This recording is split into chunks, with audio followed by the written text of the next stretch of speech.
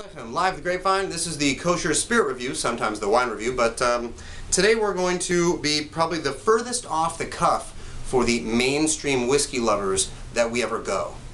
And what I mean by that is, this is Scotch, but it's not a single malt, and it's not even barley. This is grain whiskeys from Scotland. What are grain whiskeys? Well, you ever looked at an Uskabach bottle or a Johnny Walker bottle and it says blended Scotch whiskeys, not blended single? Well, that means they're not using all single malt Scotches. They're using some grains. Some of them are very good. This is the best. This is called Hedonism. This is by Compass Box. This sources whiskeys anywhere from 12 to 28 year, focusing more around the 20-year mark. They use first fill bourbon barrels from America, which means that you're going to get some of that vanilla, some of the oak, some of the richness, and he has very interesting charring techniques and also barreling techniques. He makes, his name is John Glaser, by the way, and he's pretty revolutionary. 2008-2009 Grain Whiskey of the Year for the world. Oak Cross, Peat Monster, Silas, Spice Tree, and he, Great King Street. This is the blended Scotch of the Year. This he uses barrels where he takes the heads of French, I believe it is, and the barrel of an American, and he puts them together and then ages it inside there. Instead of using, we use French and American oak barrels, he combines them, creating a flavor profile that doesn't have to acquire balance after the barreling or the whiskey aging itself. I tasted this once before, and I'm thoroughly impressed with it.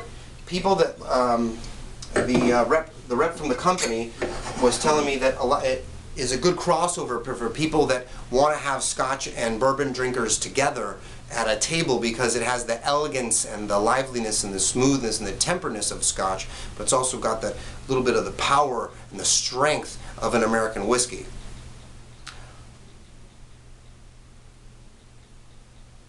Amazing. Almost like the inside of just before ripening citrus fruits. And then this rich, you get like, you know, the hard caramel candies, but not the cheapy ones. Stuff you get, they have them on the little wax papers. It's pretty dense, very rich. You get some of that oak, you get some of that rich, it's actually pretty, what I call full-bodied nose. It's not some light thing wafting at you, but it's clean. I don't get any fire. L'chaim, to a good year, to a good week, and to a good season for everyone.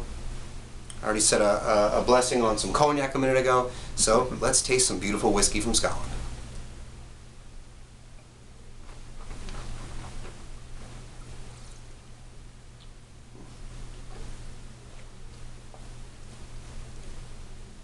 There's one thing you can say about when they age whiskey and those barrels hold on, still giving over the sugars over all this time. And by the way, you should know that a lot of barrels, you'll see bourbons at 10 years like, oh, it's so young. Well, in America, there's so much heat, the sugars burn out of those barrels faster, and you're not going to get the flavor. It dies. It turns into a wood monster. This is elegant. I'm probably going to be getting finish here for a long time. It just keeps expanding.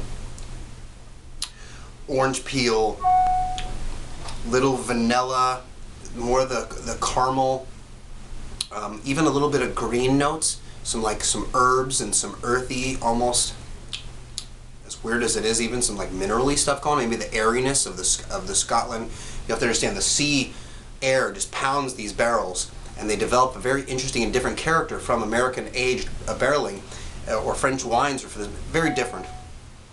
Beautiful. I'm still getting more finish, more of the that citrus peel, that orange peel. I really enjoy that, and it's very smooth, very generous. Lots of love to you and your family.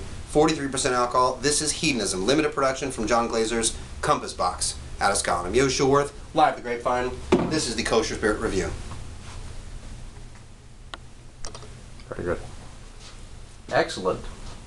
Well done. Turn it off. Same way, right?